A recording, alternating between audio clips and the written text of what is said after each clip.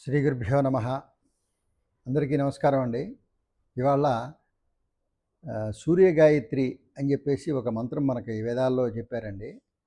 ఆ యొక్క మంత్రాన్ని గనక మనం నిత్యం పారాయణలాగా చేస్తే మంచి ఆరోగ్యం ఆ సూర్యుడి వల్ల మనందరికీ వస్తుందని చెప్పేసి మన శాస్త్రాల్లో చెప్పారు కాబట్టి దాని వివరాలు ఇవాళ తెలుసుకుందాం.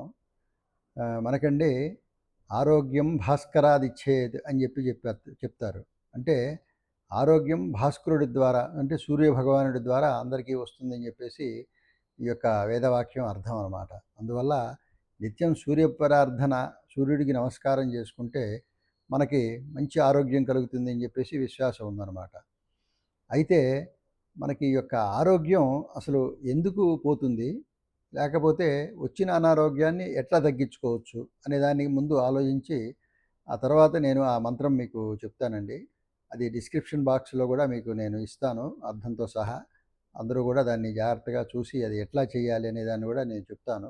దాని ప్రకారం చేస్తే ఎంతోమందికి ఈ ఈ యొక్క సూర్యగాయత్రి ఉపాసన వల్ల మంచి ఆరోగ్యాన్ని పొందినటువంటి సందర్భాలు తార్కాణాలు చాలా ఉన్నాయండి. అందువల్ల దీన్ని నిత్యం పారాయణ కింద చేసుకుందాం. ఆ వివరాలు మీకు చెబుతాను. దానికన్నా ముందు ఒక 2 నిమిషాలు మనం అసలు ఆరోగ్యం గురించి తెలుసుకుందాం బేసిక్స్. మనకండి శాస్త్రాల్లో మనకి ఆరోగ్యానికైనా అనారోగ్యానికైనా ప్రధానమైన 3 కారణాలు చెబుతారండి. ఒకటి ఏంటంటే ఆహారం, తర్వాత ఆలోచన, 3 ప్రవర్తన. ఈ మూడిటి వల్లే మన యొక్క ఆరోగ్యం ఆధారపడి ఉంటుందండి. ఆరోగ్యమైన అనారోగ్యమైన ఇవన్నీ సరిగా మనం గనక నియంత్రించుకుంటే ఆరోగ్యం వస్తుంది. వీటిల్లో కనుక తేడా వచ్చిందా అనారోగ్యం పాలవుతాం. ఇవే అన్నమాట ఆయుర్వేదంలో కూడా చెప్పినటువంటి ముఖ్యమైన సూత్రాలు. ఏమిటి? ఆహారం ముందు. మనకి అందరికీ తెలిసింది వాళ్ళ డైట్ కంట్రోల్ అనేది వాళ్ళ ప్రతి వాళ్ళు కూడా చాలా అవగాహనతో చేస్తున్నారు. అయినా కూడా కేవలం డైట్ కంట్రోలే కాదండి. మనం ఏ కాలంలో ఏ ప్రాంతంలో ఏదైతే మనకి దొరుకుతుందో, మన పూర్వీకులు ఏదైతే మన ఇంట్లో ఉన్నటువంటి పెద్దవాళ్ళు ఏదైతే ఆహారాన్ని భుజించారో మనం ఏమి పెద్ద రీసెర్చ్ చేయక్కర్లేదండి. వాటిల్ని గనక మనం పాటిస్తే ఆహారం విషయంలో ఇంక మీరు వేరే ఏది కూడా మీరు దాన్ని పాటించక్కర్లేదు. వేరే నియమాలు పెద్ద గొప్పగా మీరేమీ పాటించక్కర్లేదండి. చాలా సింపుల్ అనమాట. మన పూర్వకాలంలో ఒక 50, 60 ఏళ్ల క్రితం మన పెద్దవాళ్ళు ఆ ప్రాంతంలో నివసించే వాళ్ళు ఏదైతే తిన్నారో మీరు ఆ ఆహారాన్ని గనక భుజిస్తే మీకు ఎటువంటి అనారోగ్యాలు రావు ఖచ్చితంగా అనమాట. ఆహారపరంగా మీకు దోషాలు ఉండవన్నమాట. అంత వాళ్ళు చక్కగా ఆ రోజు చదువు లేకపోయినా కూడా వాళ్ళు ఋషులు ఇచ్చినటువంటి ఆ సంస్కృతి ద్వారా నేర్చుకున్న దాన్ని చక్కగా అమలు చేశారు వాళ్ళు. ఇవాళ మనకి ఇన్ని రీసెర్చ్‌లు ఇదంతా చేస్తుంటే మనకి దీని మీద అంత కన్‌ఫ్యూజన్ అయ్యి నానా ఇబ్బంది పడుతున్నాం అనమాట. అందువల్ల ఆహారం విషయంలో దాన్ని పాటిస్తే సరిపోతుంది.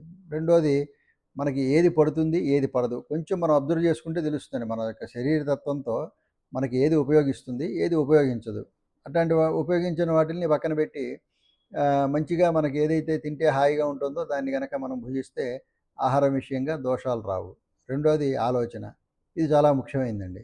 ఇప్పుడు మనకి ప్రతి చిన్నదానికి కూడా టెన్షన్, ఒత్తిడి, ఈ నిద్ర పట్టకపోవటం. సో ఇవన్నీ కూడా దీనివల్ల ఈ చింత అనేదండి మనిషిని చితి కన్నా ఎక్కువగా కాల్చేస్తున్నాడండి. అందువల్ల మానసిక ప్రశాంతత దానికోసం కాస్త యోగా, ధ్యానం ఇవాళ చాలా ఇవి వచ్చినాయి కండి. ప్రాణాయామాలు ఎట్లా చేసుకోవాలి ఇవన్నీ కూడా మనకి ఎంత యూట్యూబ్లో అక్కడ మంచి విశేషాలు దొరుకుతున్నాయి కాబట్టి మనస్సుని ప్రశాంతంగా అట్టిపెట్టుకోవడం. మీరు ఏం చేసినా ఆ మనస్సుని కాస్త ప్రశాంతంగా అట్టిపెట్టుకుంటే మంచి ఆలోచనలు వస్తాయండి. ఎప్పుడైతే మనస్సు వ్యాకులతో ఉందనుకోండి రకరకాల ఆలోచనలు ఉన్నదాన్ని ఇప్పుడు చిన్న విషయానికి కూడా ఆందోళన, భయం ఇవన్నీ ఎందుకు కలుగుతున్నాయి? ఆ మనస్సు స్థిరంగా లేకపోవడం వల్లండి. ఆ మనస్సు ఎప్పుడైతే వ్యాకులతతో ఉంటుందో మనిషి చిందరవందరగా అయిపోతాడనమాట. అందువల్ల మానసిక ఆరోగ్యం, ఆలోచనల్ని కాస్త పాజిటివ్ దృక్పథంతో పెట్టుకొని దాన్ని కాస్త నియంత్రించుకుంటే మీకు దానివల్ల వచ్చేటువంటి ఇబ్బందులు రావండి. ఎందుకంటే ఆలోచన కూడా ఆరోగ్యాన్ని ప్రభావితం చేస్తుంది. అందువల్ల దానివల్లే శారీరక జబ్బులు వస్తాయండి. ఎప్పుడైతే మానసికంగా ఆరోగ్యంగా ఉంటే శారీరకమైనటువంటి ఆరోగ్యం కూడా మనిషికి ఉంటుంది. అందువల్ల వాటిని నియంత్రించుకోవటం. తర్వాత ప్రవర్తన అండి. అదే లైఫ్ స్టైల్.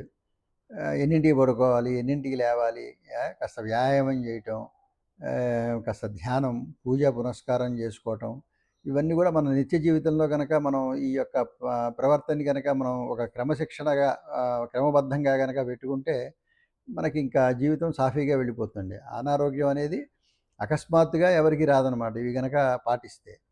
మామూలుగా ఏదో శారీరకం ఎప్పుడైతే కాస్త వయసు మీద పడుతున్నప్పుడు ఆ యొక్క వృద్ధాప్యంలో వచ్చేటువంటి బాధలు అవి సరే, అవి తప్పవు. అవి ఎవరికైనా సరే అవి ఉంటాయి. అట్లా కాకుండా ఇవాళ 30 ఏళ్ళకి, 40 ఏళ్ళకి అనే రకరకాల వ్యాధులు వస్తున్నాయి అంటే అవి కేవలం ఈ 3 మనం సరిగ్గా పాటించట్లేదు అని చెప్పేసి మనం నిర్ధారించుకోవచ్చండి. అందువల్ల ఆహారం, ఆలోచన, ప్రవర్తన వీటిల్ని ముందు సరిదిద్దుకొని ఆ తర్వాత మిగతా విషయాల్ని మనం ఆలోచించుకోవాలండి.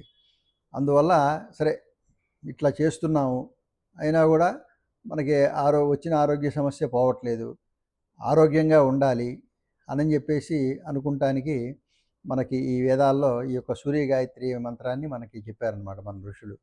అందువల్ల ఈ యొక్క మంత్రజపం ద్వారానండి ఆరోగ్యం, తర్వాత ప్రశాంతత, తర్వాత మానసిక పరిపక్వత, అట్లానే ఇంకా ముఖంలో ఒక మంచి వర్చస్సు, ఇవన్నీ కూడా మనకి ఈ యొక్క సూర్య గాయత్రి మంత్ర ఉపాసన ద్వారా మనకి లభిస్తాయండి. అందువల్ల ఆ యొక్క మంత్రాన్ని నేర్చుకొని మనందరం కూడా ఆ పద్ధతిలో కనుక దాన్ని ఉపాసిస్తే మంచి ఆరోగ్యం, ప్రశాంతమైన జీవితం కూడా అందరికీ లభ్యమవుతుంది. ఆ గాయత్రి సూర్య గాయత్రి చెబుతానండి ఇప్పుడు. ఓం భాస్కరాయ విద్మహే మహద్యుతికరాయ ధీమహి తన్నో ఆదిత్య ప్రచోదయాతు. ఇదండి చిన్న మంత్రమే అనమాట, కానీ దీని యొక్క పవర్ చాలా ఎక్కువ అండి. ఇంకొకసారి మళ్ళీ చెబుతానండి. ఓం భాస్కరాయ విద్మహే మహద్యుతికరాయ ధీమహి తన్నో ఆదిత్య ప్రచోదయాతు. అంటే ఇప్పుడు ఈ మంత్రంలో ఉన్నటువంటి అక్షరాలండి అవి చాలా గొప్ప అక్షరాలండి. వాటి వల్ల అండి మనకి నాభిస్థానంలో మణిపూర చక్రం అని చెప్పేసి ఒక చక్రం ఉంటుందండి. మనకి ఒక 6 చక్రాలు ఉంటాయి అని చెప్పేసి మనకి చెప్తారు కదా యోగశాస్త్రంలో. ఆ యొక్క 3వ చక్రం అన్నమాట ఇది. మనకి వెన్నుపూసలో వెనకాల ముందు మూలాధారం, స్వాధిష్టానం, తర్వాత మణిపూర చక్రం, ఈ నాభిస్థానం దగ్గర నుంచి వెనకాల వెన్నుపూస దగ్గర ఉంటుందన్నమాట ఇది. అది అగ్నితత్వంతో ఉంటుంది.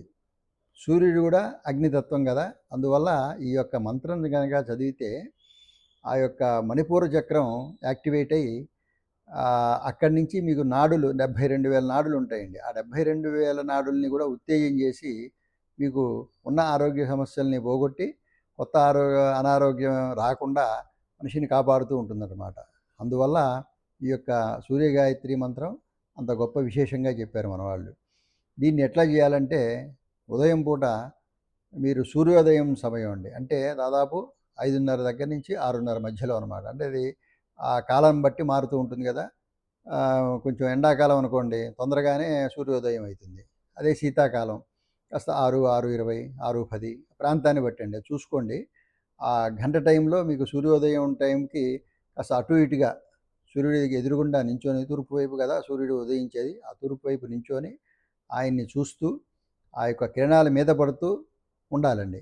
అట్లా అక్కడ నించొని మనం ఒక రాగి చెంబుతో కానీ లేకపోతే దొరికిన పాత్ర ఏదైనా సరే ఒక పాత్రతో కాస్త నీళ్లు తీసుకొని ఆ సూర్యుడికి ఎదురుగుండా నమస్కారం చేసి ఈ యొక్క ఇప్పుడు నేను చెప్పినటువంటి మంత్రాన్ని ఒక 108 సార్లు చక్కగా నమస్కారం చేస్తూ ఈ 108 సార్లు ఈ మంత్రాన్ని ఉచ్చరించి ఆ నీళ్ళని ఆయనకి అర్పించాలండి. దాన్ని అర్ఘ్యం అంటారు.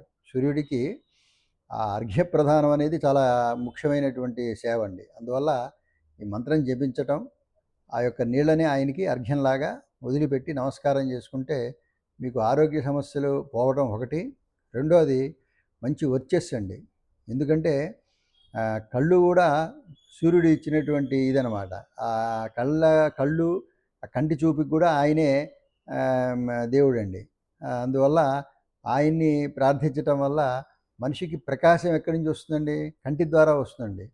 ఆ కళ్ళు కనుక ప్రకాశవంతంగా ఉంటే మనిషిలో వర్చస్సు వస్తుందన్నమాట. అందువల్ల దానికి అధిపతి అయినటువంటి ఆ సూర్యుడిని కనుక మనం ప్రార్థిస్తే నిత్యం మనకి మంచి వర్చస్సు, ఆరోగ్యం, మానసిక ప్రశాంతత, మంచి ఒక క్లారిటీ ఉంటుందండి లైఫ్లో.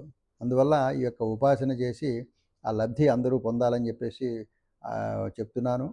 తర్వాత ఇంకోటి కూడా ఉందండి. శాస్త్రీయంగా కూడా మనకి ఇప్పుడు విటమిన్ డి డెఫిషియన్సీ ఉంటే మనకి సప్లిమెంట్ టాబ్లెట్స్‌తో పాటు డాక్టర్లు కూడా ఇవాళ కొంచెం సేపు సూర్యకిరణాలు మనకి ఉదయం పూట ఆ సూర్యకిరణాలు మనకి పడేట్టుగా బయట నడవండి అని చెప్తున్నారు కదండీ! అందువల్ల ఈ యొక్క సూర్యకిరణాల్ని మనం ఆస్వాదిస్తే దానివల్ల కలిగేటువంటి ఫలితం ఈ మంత్రం ద్వారా ఇంకా కొంచెం అది మీకు ఎక్కువ ఉపయోగం వస్తుందన్నమాట. ఎందువల్లంటే ఈ మంత్రం చదువుతున్నప్పుడు మన శరీరంలో ఆ ఉచ్చారణతో కొన్ని మార్పులు జరుగుతాయండి. అది గనక మీరు కొన్నాళ్ళు ఒక 40 రోజులో, 60 రోజులో అట్లా కుదిరితే ప్రతిరోజు చేసుకోవచ్చు. ఆదివారం అన్నా కనీసం విశేషంగా సూర్యుడికి ఆదివారం ప్రీతికరమైనటువంటి రోజు కాబట్టి, ఆ ఆదివారం నాడన్నా దీన్ని కాస్త శ్రద్ధగా మీరు గుర్తుపెట్టుకొని గనక దీన్ని జపిస్తే మంచి ఫలితాలొస్తాయి. దీనికి తార్కాణాలు చాలా ఉన్నాయండి. అందువల్ల సూర్యుడిని ప్రార్థించి ఈ యొక్క మంత్రం జపించి ఆ యొక్క ఆరోగ్యపరమైనటువంటి లబ్ధిని అందరూ పొందాలని చెప్పేసి కోరుకుంటూ సర్వే జనా సుఖినో భవంతు, లోకా సమస్తా సుఖినో భవంతు, స్వస్తి.